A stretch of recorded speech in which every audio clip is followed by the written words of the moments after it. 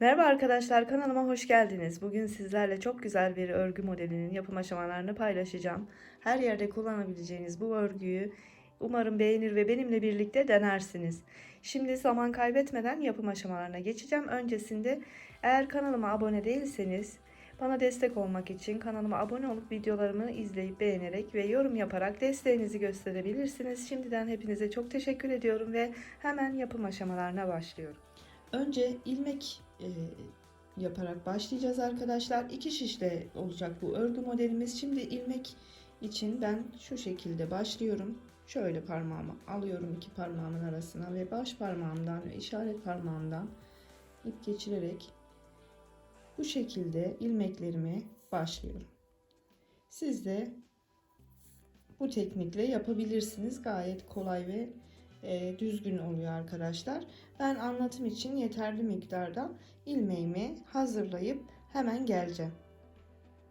Evet, ilmeklerim hazır, bu kadar anlatım için yeterli. Toplamda 19 tane ilmek başladım. Siz yapacağınız yere göre ilmek sayısını kendiniz ayarlayabilirsiniz ama tavsiyem tam denk gelebilmesi için tek rakamlı sayılarla başlayın ilmeklerinizi. Şimdi ilk iki sırada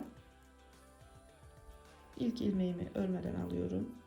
İlk iki sırada sadece tek ters örgü yapacağım arkadaşlar. Bu bölümü siz kullanacağınız yere göre lastik yaparak başlayabilirsiniz istediğiniz sıra sayısınca. Ben sadece anlatım yapacağım için iki sıra bu şekilde ters örgü yaparak ilk modelin taban bölümünü oluşturacağım. Şimdi bu sırayı bu şekilde ters öreceğim. Diğer sırayı da yine aynı şekilde ters örgü yapacağım. Sonra da model kurulumuna başlayacağız. Evet, iki sıra sadece ters örgü yaptım. Şimdi model kurulumuna başlıyoruz arkadaşlar. İlk ilmeğimi örmeden alıyorum. Sonrakini ters örüyorum. Bir sonrakinde yine ters örüyorum. Ve dördüncü ilmeği de ters örüyorum. Burada 4 tane ilmeğimiz olacak. Baştakini örmeden aldık. Şimdi ipimi arkaya alıp bir tane düz örüyorum. Tekrar öne alıyorum ipimi ve 4 tane ters örüyorum. 2 3 ve 4. Tekrardan arkaya alıyorum. Bir tane ters örüyorum. İpimi öne alıp 4 tane ters örüyorum. 3 ve 4. Arkaya alıp bir tane düz örüyorum. Öne alıp kalan 4 ilmeğimi de ters olarak örüyorum. Başta ve sonda 4'er ilmek olacak. Az önce sayı vermiştim size, tek rakamlı sayılarla başlamanızı tavsiye ederim ilmek sayınızı. Şimdi çevirdik. Bu sırayı da ilk ilmeğimi yine örmeden aldım. 2 3 ve 4 tanesini düz örüyoruz. Düz ilmekleri düz, tersleri ters örüyoruz. Şimdi ipimi öne alıp tek ilmeğimi düz örüyorum. İpi arkaya alıp 4 ilmeğimi düz örüyorum. Tek ilmeğimi ters örüp diğer 4 ilmeğimi yine düz örüyorum. Önceki sıramızın tam tersini yapıyoruz. Öne aldım. Ters ördüm. Arkaya aldım. Kalan son 4 ilmeğimi de yine düz örerek bu sırayı da tamamlıyorum. Sonraki iki sırayı da aynı şekilde yapacağım arkadaşlar. Şöyle tarif edeyim. Çevirdiğimiz zaman buradaki baştaki 4 ilmeğimiz ters. Bunları ters örüp burada kendini belli ediyor zaten. Düz ilmekleri düz, tersleri ters. Diğer sırada da aynı şekilde düzleri düz, tersleri ters şeklinde öreceğim. 2 sıra daha tamamlayacağım. Sonra da hemen modelimize başlayacağız. Evet, şimdi renkli ipimi taktım arkadaşlar ve model kurulumuna başlıyoruz ilk sırayla. Zaten modelimiz 2 sıradan oluşacak. Şimdi nar çiçeği ipimle başlayacağım. Onun için ilk ilmeğimi örerek alıyorum. Şöyle düz örgüyle başlıyoruz bu sıraya. 1 2, 3 ve 4 ilmeğimizi düz örüyoruz. Buradaki düz olan ilmeklerimiz var. 4 sıra örmüştük arkadaşlar. Üstten başlıyoruz saymaya. 1, 2, 3 ve 4. ilmeğin içinden geçiriyorum şişimi ve bu şekilde ip dolayıp çıkarıyorum, uzatıyorum bu ilmeği. Şimdi şişimin üzerine ters olarak bakın bu şekilde ilmek atıyorum ve bir üstteki yani 3. sıra ilmeğimize çıkıyorum. İpimi bu şekilde doluyorum. İlmeğimi çıkarıyorum. Yine üzerinden atıyorum şişimin ve bir ilmek doluyorum. Bir üstteki yani 2. ilmeğimin içinden geçirip alttan dolayıp çıkarıyorum. Tekrardan üstten ilmek atıyorum ve en üstteki ilmeğimin içinden yine bir ilmek çıkarıyorum. Şimdi bu şişimin üzerindeki ilmeğimi örerek alıyorum. Bakın bu şekilde. Şimdi devam ediyoruz. 1, 2, 3 ve 4 ilmeğimizi düz örüyoruz. Geldik yine örgümüzün olduğu yere.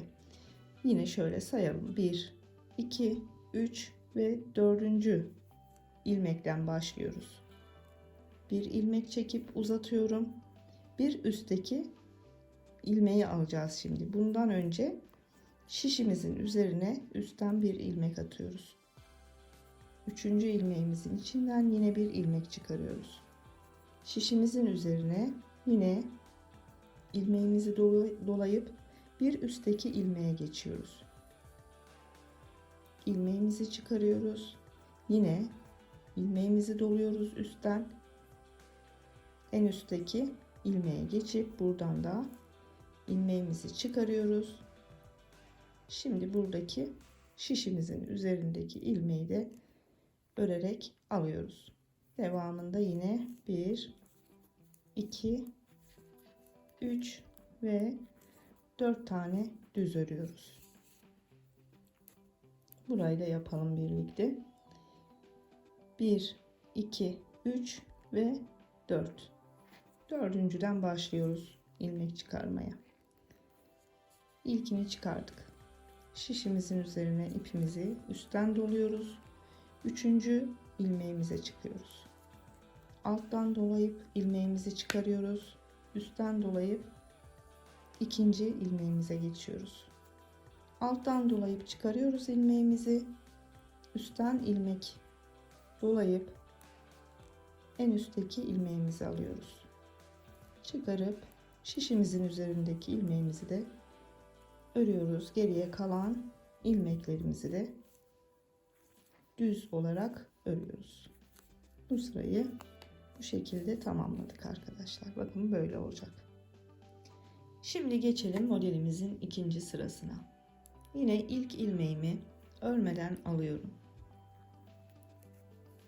Diğer 3 ilmeğimi düz örüyorum. Burada toplamda yine 4 ilmeğimiz var. Şimdi ipimi ön tarafa aldım arkadaşlar. Şöyle alacağınız bölgeyi hemen bir göstereceğim öncelikle.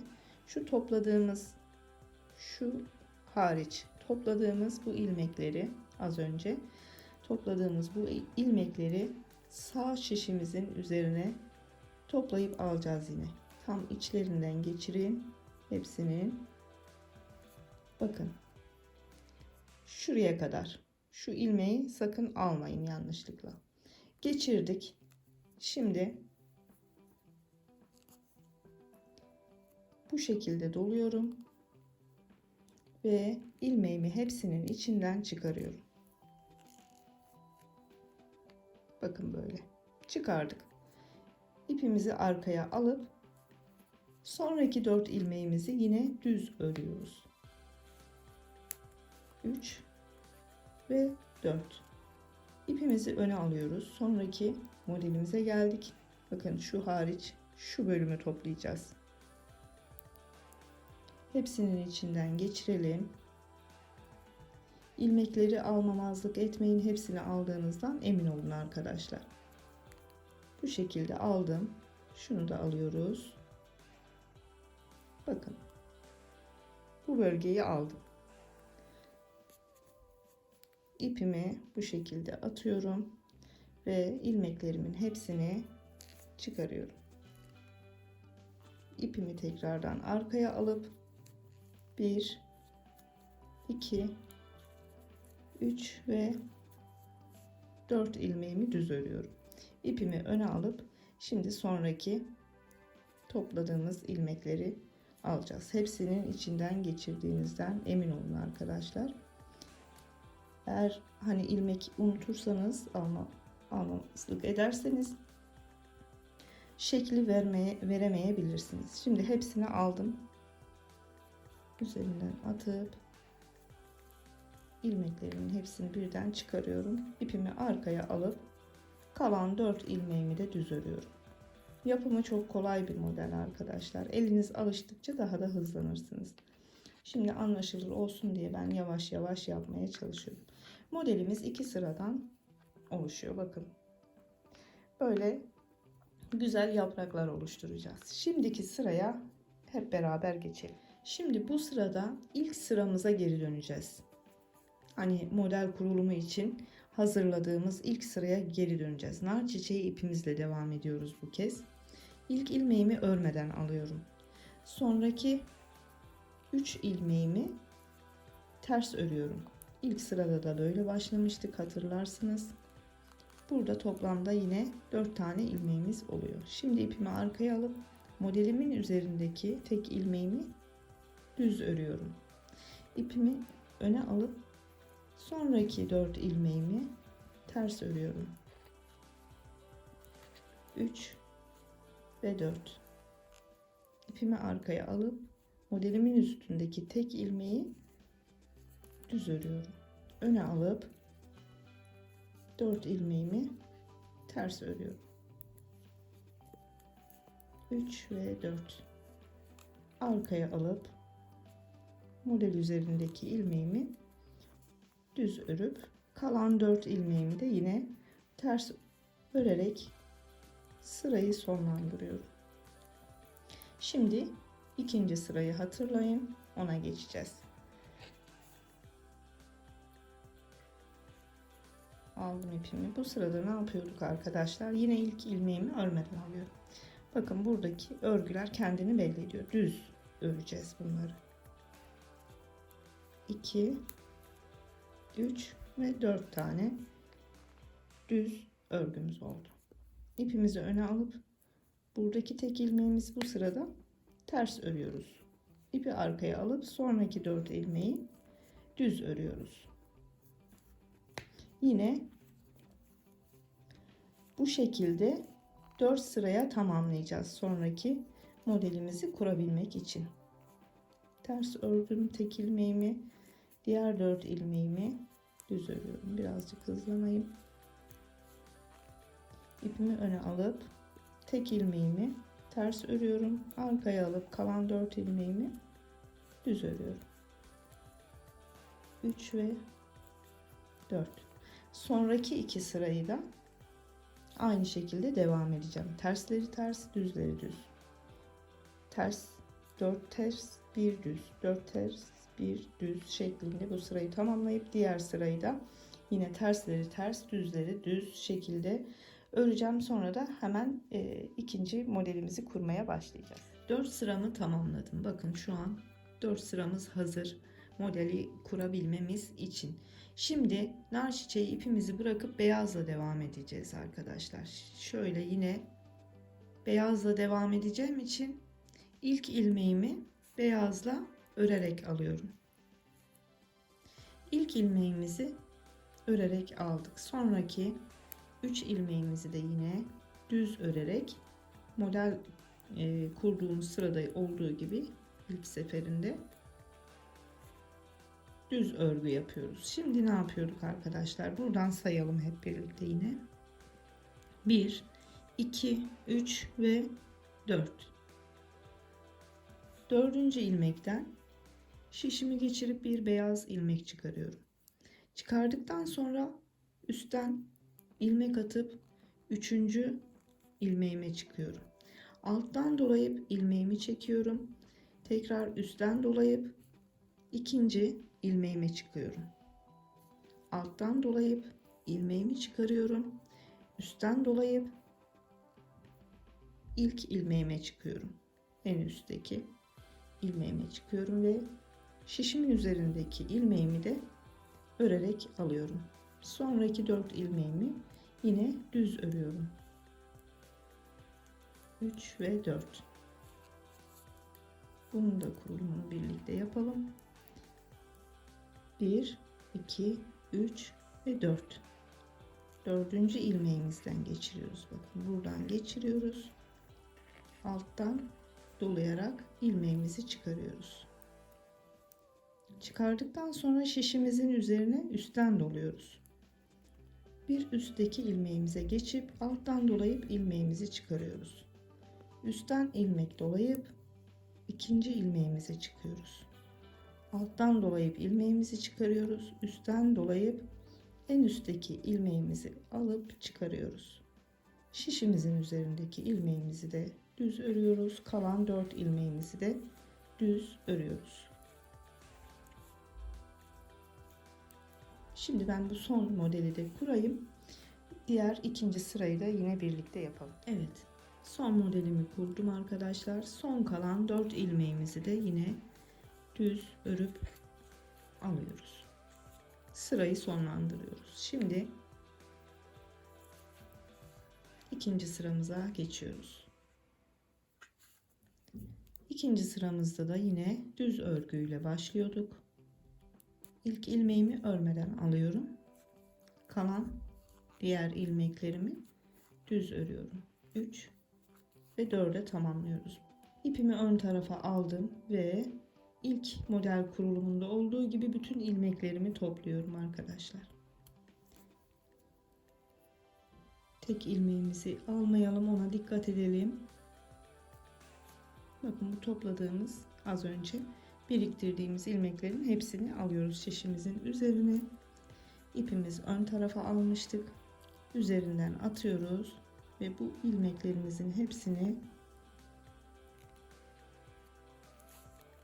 tek seferde çıkarıyoruz. İpimizi arkaya alıp kalan 4 ilmeğimizi yine aradaki 4 ilmeğimizi düz örüyoruz. 3 ve 4. İpimizi öne alıyoruz. Yine ilmeklerimizi toplamaya başlıyoruz. Hepsinin içinden geçirdiğinizden emin olun. Şunu da alıyoruz. Bakın. Buraya kadar alıyoruz. Topladığımız yere kadar.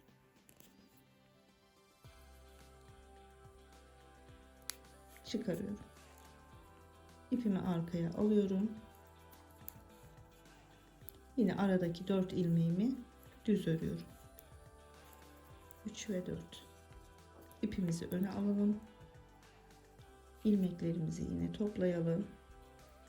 Hepsini aldığınızdan emin olun. İpimi atıyorum. İlmeklerimin hepsini birden tek seferde çıkarıyorum. İpimi arkaya alıp kalan 4 ilmeğimi yine düz örüyorum. 3 ve 4. Çevirelim bakalım modelimizi. Bakın bu şekilde yapraklarımız oluştu. İlk ilmeğimizi örmeden alıyoruz. İlk sırada hep ilk 4 ilmeğimizi ters örüyoruz. Model üzerindeki ilmeğimizi düz örüyoruz. Sonraki aradaki ilmekleri yine ters örüyoruz. Sonraki sırada da tersleri ters, düzleri düz, kendini belli ediyor ilmekler zaten. Bu şekilde her sırada tersleri ters, düzleri düz şeklinde 4 sıraya tamamlayıp daha sonra model kurulumuna ilk 2 modelimizde olduğu gibi başlıyoruz. Şimdi ben bu modelin örgünün daha büyüğünü kamera arkasında sizler için hazırlayacağım. İlerledikçe nasıl göründüğünü de sizlerle paylaşacağım. Az sonra tekrar birlikte olalım. Evet, modelimizin ilerlemiş hali bu şekilde oluyor arkadaşlar. Çok güzel, çok hoş bir kabartmalı yaprak deseni oluşturduk. Özellikle bebekler için her türlü yerde kullanabilirsiniz. Battaniyeden yeleğe, hırkaya, kazağa kadar her yere çok yakışacak bir model. Umarım siz de beğenir ve benimle birlikte denersiniz bu güzel modelimizi. Bugün de beni izlediniz, zaman ayırdınız. Hepinize çok teşekkür ediyorum. Bir sonraki videomuzda tekrar görüşünceye kadar şimdilik sağlıcakla kalın, hoşça kalın, kendinize çok iyi bakın.